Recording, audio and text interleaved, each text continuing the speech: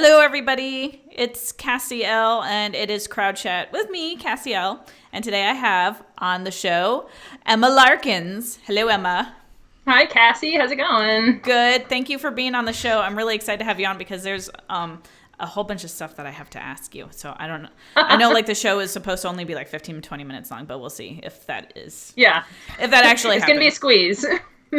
Yeah, definitely. Okay, so the first thing that I wanted to ask is, hold on one second.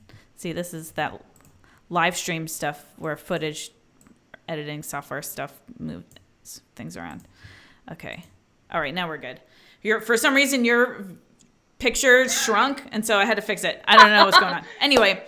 My little face. Yeah, you were a teeny tiny person. And now you're a larger person. So I don't know what's going on. But anyway, so the first thing that I wanted to ask you about, I know I'm doing all of this adjusting, is so you have a big history in the game industry with like just having your hands involved in a lot of different things. You have a podcast, you stream, you have the Gen Con stream, you've written a book, you've done just separate articles outside of the book, you've done like all kinds of stuff. So I'm just curious like where it all started and how it began for you getting involved in the game industry. So way back in the beginning, I'm imagining like sparkling effects, like wavy, like we're going back in time. It's perfect. Yeah, I love it. So I tell people I've always played games. I've always been dabbling in different things, but I think my journey into doing it as a career really started with my Kickstarter for my science fiction novel. So years back in 2013, almost 7 years ago now, which is crazy to think about, I was doing a Kickstarter for a science fiction novel, and as a way to promote it, I was reaching out to other groups that were known for kickstarting things. So back then, for digital games in particular, there's a lot of digital games doing Kickstarters, so I started doing talks and panels. This is going to be a theme throughout the whole chat about my presumptuousness, because I was like, I'm about to do my first Kickstarter. I should do some talks about Kickstarters. It's a great thing. It's a great a tip for anyone interested in getting into anything. It's like, before you know how to do it, just do it a little bit. You'll figure it out. So I was pitching these talks to people and getting other people who had done Kickstarters so I could like jump on and basically like have them on a panel with me and interview them in front of other people and learn how to do it. And one of the groups I was doing that with was, it was called NYC Playtesting and is now called Playcrafting, which is a huge group of mostly digital designers in New York City that I started connecting with and doing these panels. So these were not board gamers. They were it was still like nerd industry, I guess you could say, but different industry. Yeah, it was kind of a broad board game design thing. There was a few, and eventually I ended up working for Playcrafting and running events, and we would always have a few board gamers as well, but it was much more digitally focused. But that's really how I kind of got into the scene and realized that making games was a thing that people did as a career and made money off of it. Because I'd always played games before. And I mean, someone makes the things and makes money off of it. But, just seeing people in the flesh, right? It's like, oh my gosh, you do this for a living. And it really like opens up your eyes. Yeah, definitely. So yeah, from there, about a year later, I made my first board game as a Valentine's Day present for my then boyfriend, now husband, Heartcatchers. And he was a game designer as well, so he started showing me around to the NYC Playtest events that are based out in New York City, and that's how I started going more into the tabletop side of it. And around that time, I guess it was about a year later, we started going to Gen Con and kind of over time working our way into the industry. That's really interesting that you started outside of the industry and then it kind of just like developed as being a part of the industry. I think that's really interesting. So if you're not in the industry, is what I'm hearing, don't be afraid to step into it because you can just jump right in, it seems, from any angle. Yeah, absolutely. Cool. Yeah, and going to the playtest events, like New York City, they're very open. Here in Seattle, we're very open, so it's a great way to get started. That's the thing that I've been hearing a lot is if you want to like start getting yourself into the industry, you really need to physically go out and be around the people. It's really hard. Yeah. Oh, I'm sorry. Go ahead. Yeah. No, I totally agree. Yeah, it's really hard to like get your name known because there's just so many games that come out right every year. There's so much stuff that's happening nowadays in the board game industry. It's just grown astronomically. It feels like that. If you want to stand out, you need people to know that you are a person. And yeah, I'm here. I'm a human. Check me out. Yeah, exactly. Kind of like, I guess, in that same realm, I'm curious how. So you talked about doing the panels, and I'm curious if someone is a game designer and they want to get involved in, because you do a lot of panels. You do a lot of PAX panels. I think you've done some Gen Con panels. Yes, I did the Ludology live episode last year at Gen Con. Or this year. Was it this year? Yeah, this year. Several months ago. Like, I don't know what's happening. Yeah. So, if someone is interested in getting on these panels and wants to become more involved so they can get, their face out there, what is something that you suggest they do to get on these panels? I don't know. What's a recommendation or suggestion for that? Yeah. I want to say it's really easy, but I don't want to like hurt anyone's feelings who's done it and who's struggled with it. But honestly, it's like me back when I was doing these Kickstarter panels years ago. Like, you just start doing it. Like, all of these places have open submissions. Gen Con in particular is not really a submission process. Like, they just do events. If you submit your event, it doesn't need to be approved in most cases. Like, it's just like, hey, I'm going to run a role-playing event, or I'm going to like do a talk, or I'm going to do a taco puppets, which is one of the events I did last year, which is amazing. That's awesome. And they won't do promotion for you, so no one might show up if you don't go to the work of it. But Gen Con is a great place to start because it's not like other ones that are more competitive. For something like a PAX, all the submissions are open. Just start throwing ideas out either on Facebook groups or with your friends and be like, hey, how does this sound? Get some feedback about whether it's something that is too general. Like, a lot of it comes down to having a hook. So some of the panels that I've done recently, PAX Makes Mario. So a panel of us did, we had somebody making a Mario Maker level, and we were the peanut gallery. Fun. Yeah, it was super fun and clever. It had a hook to it, right? And I've done other ones about like what were our greatest failures. That's interesting. Running a good, design, like how to run a design community, run a playtest community. So as long as you have some ideas for hooky things with an edge that someone's like, I wonder what that's about. You can pitch these things, pitch several of them, because there's no limit to the things you can do. So you never know exactly what they want. Pitch a bunch. One of them's likely to get picked up. And the other thing is just ask other people in the industry who are more well-known. Like, they like being on panels. So someone who's your idol, who you might think like, I can't even talk to that person. They're so famous. Honestly, like, most of the time they're pretty on Twitter. Just reach out to like, hey, I want to do this panel. It's in your city. Do you want to be on it? They'll be like, heck yeah, I don't want to submit a panel. That's a lot of work. If you're going to go to all the work of doing it, and then you get a few better known names attached, and that can be an easier way for your panel to get accepted. All right. That's pretty interesting. I don't think have I sat on a panel? No, I don't know. I know I haven't been to PAX, and I know I haven't done one at Gen Con. So, but that's interesting. I didn't realize that there was like a little bit of this process, and that's, obviously it makes sense that it's different, but that, approaching it is different. With, you saying like with Gen Con, you kind of have to do like a little bit of your own self-promoting, promoting. Yeah. I'm like, can't talk. Do you promote your panels? Do you what kind of self-promotion do you do when it comes to your talks and I guess in general your works as well? Do you do a lot of self-promoting when you want? I know, right? It's kind of a broad question, but specifically with panels, but also just in general, you're on the Ludology podcast, and it's you and Gil still, right? Or yeah. No, Gil.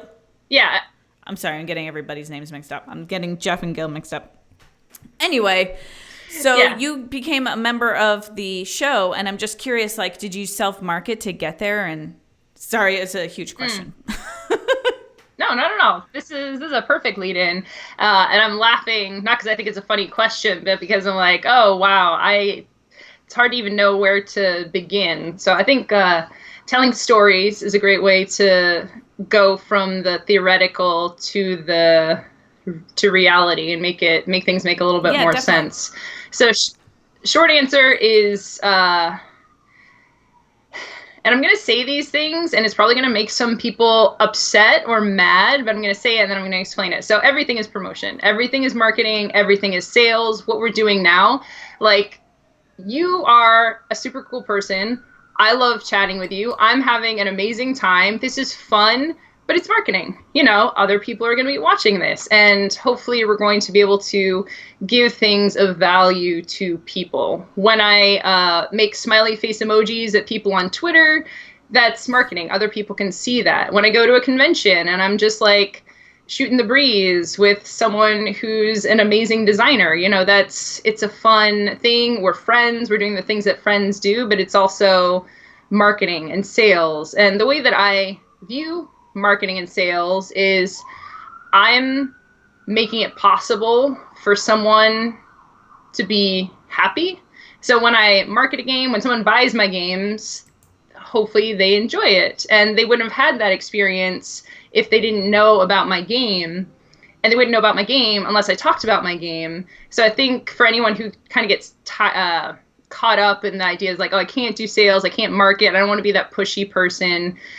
The way I view everything and where I'm coming, my position in this talk is I'm making people happy. I'm providing a service to people.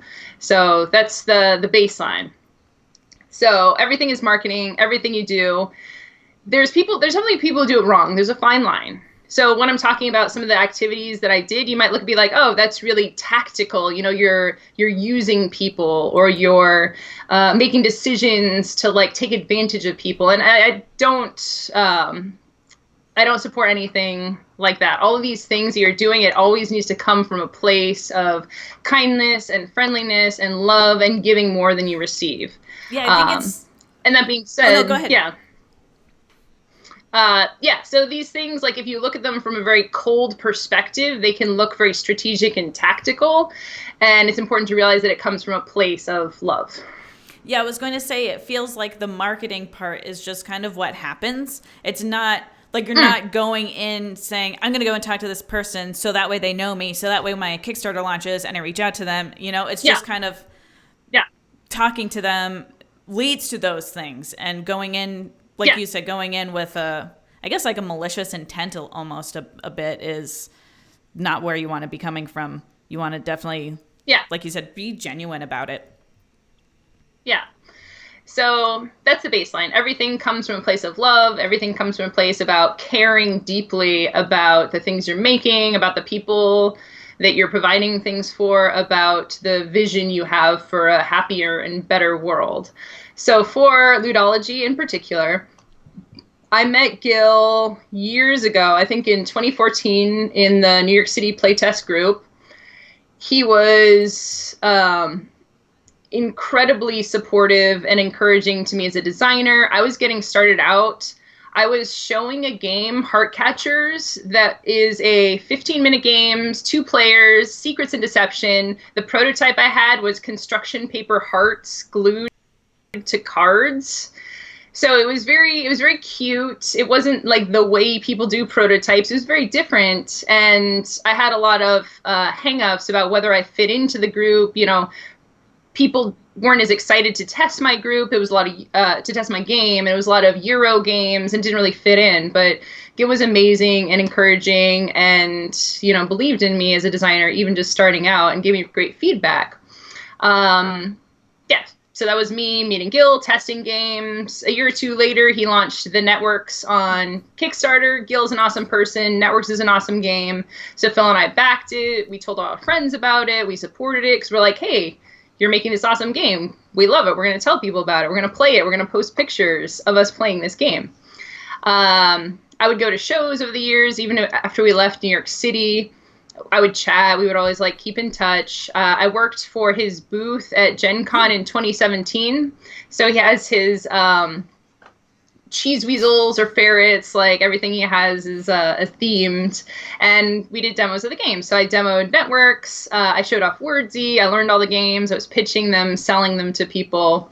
So we got to connect a little bit through me working for him. And then fast forward to 2018 when he messaged me what I felt like was out of the blue. And again, this wasn't the first time he reached out to me. He was just like, Gil is so funny. He's such an amazing person. But he was like, hey, so Jeff is leaving Ludology. Do you want to be a host? And like my head exploded and my knees, like I almost fell to my knees because I was just like completely overwhelmed. And again, none of those things I had done. I wasn't like gunning for a Ludology. Like I would never have thought in a million years that I would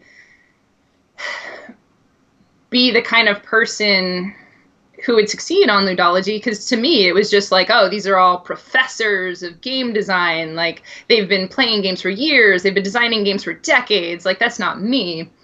So it was nothing I would have ever thought that I would have been a good fit for.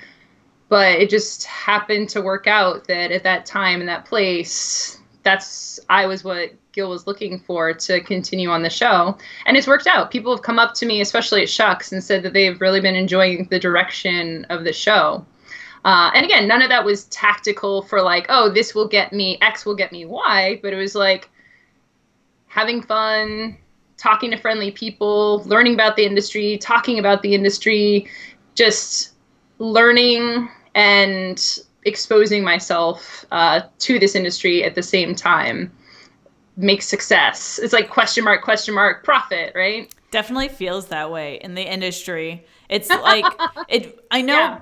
I hate saying it, but it's like it sounds terrible. Sometimes it's almost like who you know a little bit, and I wish it wasn't always that way, but it's not. It's not necessarily even who you know, but just like how you know and what you know. Yeah. And just like you said, like putting yourself out there. I mean, you talked about like you were on panels, you ran a Kickstarter, you participated in playtest groups, you volunteered at booths. So it's just like by doing all of these things, you are just knowing people. And it doesn't necessarily, I mean, getting to know Gil was pretty awesome, but not everybody is going to be near people that have those kinds of, I guess, resources.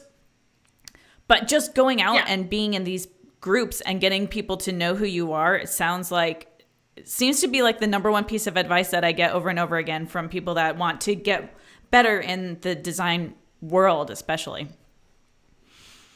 Yeah. There, I mean, we kind of talked for a little over 15 minutes. That's fine. Is there anything that you wanted to bring up that I didn't bring up about what your work has been about and anything you've got coming up that you want to share before we, like how people can get in touch with you or some projects that you've got coming up? Yeah. Have some notes over here. I think one last thing I wanted to say about getting yourself known in the industry and for people, is this, because again, I tell people it sometimes and I get a little bit of a negative reaction for people like, oh, well, that's not fair. I don't want to do all this marketing. I just want to be known for my game design. I shouldn't have to do all these other things that I don't enjoy. And what I like to say to that is, first off, find a way that it can become enjoyable for you. So the example I always like to give is like, hey, if you like knitting, knit koozies for cans with your board game theme on it or something and send those out. If you like talking online, then do Facebook groups. If you like playing games instead of talking about them, just go to a bunch of different groups and play games and get to know people that way. Like there's always a way that you can leverage the things that you always do. I would never tell someone, hey, you have to do this even if you don't want to, because that's not what I want it to be about. I want you to be able to wrap the things you already enjoy into things that can help you connect to other people.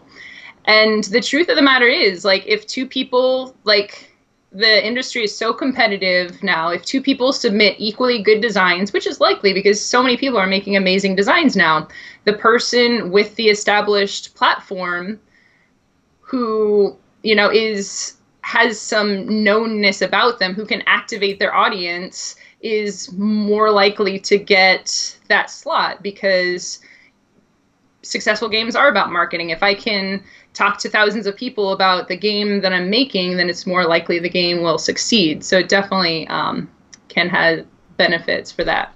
But yeah, a little bit more about me.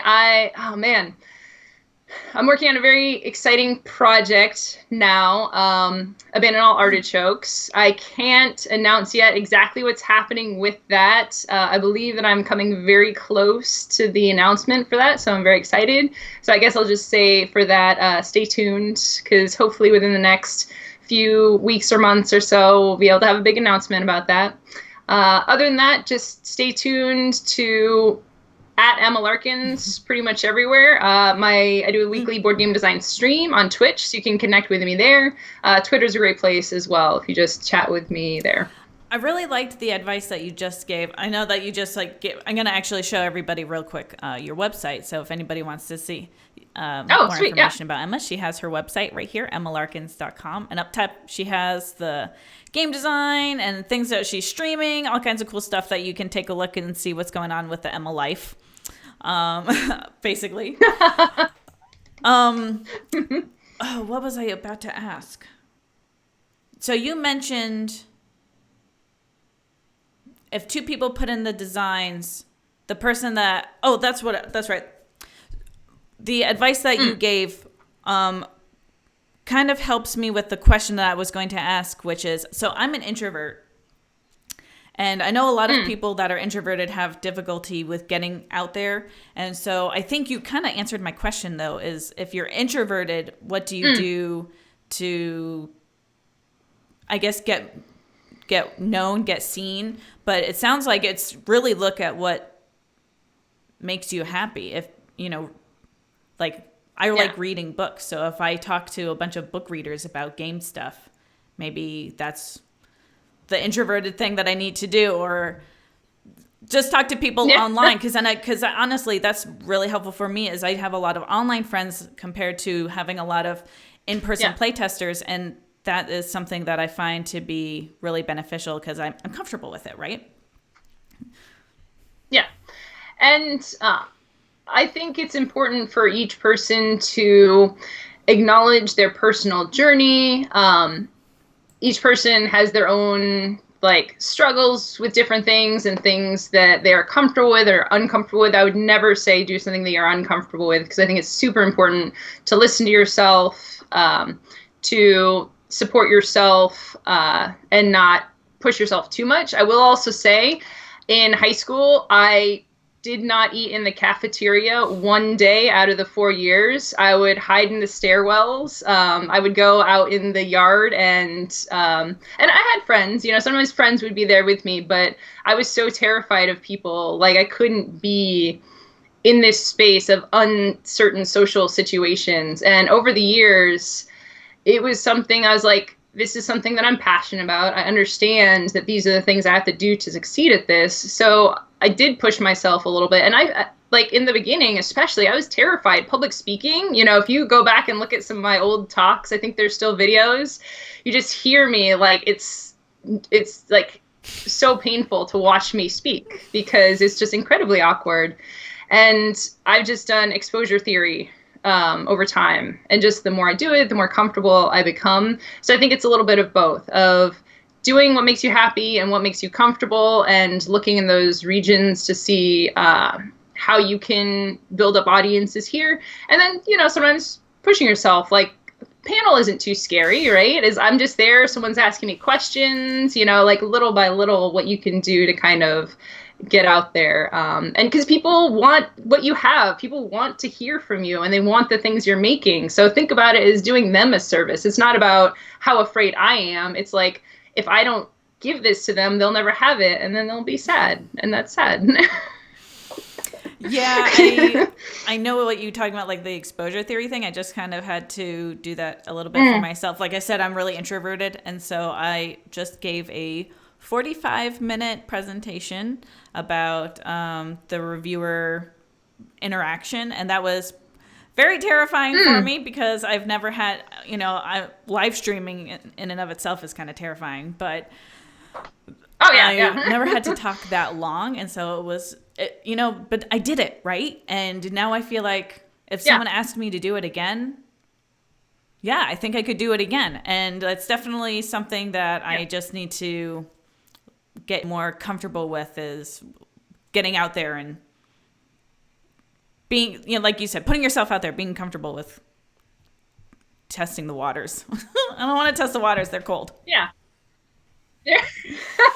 And then the first time you do it, you're going to fail pretty miserably. And you're on stream and you're like, oh, so we're talking about this game today that's like this. And they're like, well, I don't know what you're talking about. It's not that at all. It's like, oh, shoot, I looked it up on BG and this is a completely different game called Encore. I have no idea what I'm talking about. And then that happened and you're like, the world didn't end. Okay, I messed up royally and it was okay. And you do that enough times and you get used to just being a big dork on the internet. Or live or whatever. Dorks all around. It's kind of how I feel. I'm like, yes. You just kind of have to get used to it. Like it's scary. Everybody's doing it though. Everybody is trying to just put themselves out there and let the world know who they are. And once you get past that scary part, it's kind of, it's like you said, it's not scary anymore. Yeah. Just less. Yeah, less that's scary. true. It's still a little scary. Yeah. All right. Those were all of the things that I had to ask. I think we covered I'm just double checking that I didn't miss any questions that I had, but I think that we got everything. Was there anything else that you wanted to add before I let you go to the night? I think that's it. Yeah. All right. Well, I'm sorry. What was your so if anyone wants to reach out to you on Twitter, what is your Twitter handle again? Yes, at Emma Larkins. So it's EMMALARKINS. Don't forget the S. And that's, I have my website, Twitch, Twitter, pretty much anywhere you can find me under that handle. Awesome. Well, thank you for being on the show. I think that you gave some really cool and interesting. See, I'm talking too fast. That's one of the things that I have to get used to, not talking so fast.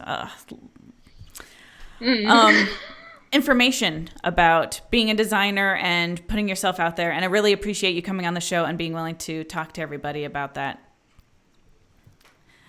Yeah, absolutely. Thanks for having me. I'm going to be at BGGCon. If anyone is going to be at BGGCon, I'll be there. So that would be cool. I'm not going to be at BGGCon, but I will be at PAX Unplugged. All right. Well, I may see you there. I'm going to try. Okay. Yeah. Hopefully. I hope so. All right. Thank you so much for being on the show. Everybody who is here and watching and had some feedback to give on the show, I appreciate it. We had some cool comments of everyone saying, the nothing negative about advocating for yourself and stuff like that. So it was nice to see. Yeah. Sweet. So I guess I'll let you go. Everybody, again, thank you for watching Crowd Chat. Emma, thank you for being on the show, and I hope you have a great night. Yeah. You too. Good night, everybody.